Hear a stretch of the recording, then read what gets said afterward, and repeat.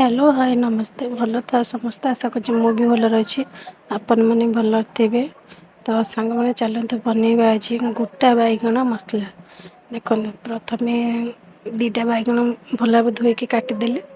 काटी सारापर अल्प किसी सोरिष तेल पकईदेली।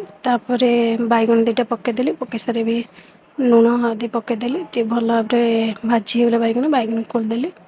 तादे अल्प से सोरिष तेल अल्प टे सोरिष तेल नवा तादे अदा रसुण आउ पिज छेचा पकईदेली मसला पकई सारे से गोटे फाए टमाटर पकई टिके एपट सेपट करदेली। लुण हलदी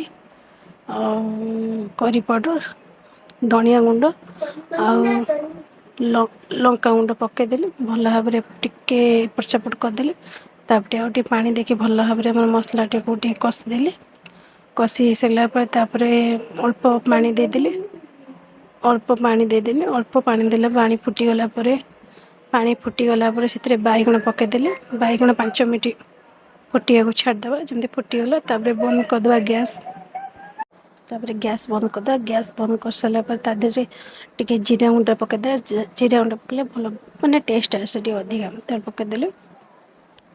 पैसा देखो रेडी हो गला आमर गोटा बैगण मसला। देखो एमती आपन थे निहाती घरे बनैकी खातु बहुत टेस्ट लगे भी। आप भात सहित भी खाई पखाल भात सहित खाईपर गरम भात सहित भी खाईपर। जदि वीडियो भल लगे लाइक करें सब्सक्राइब।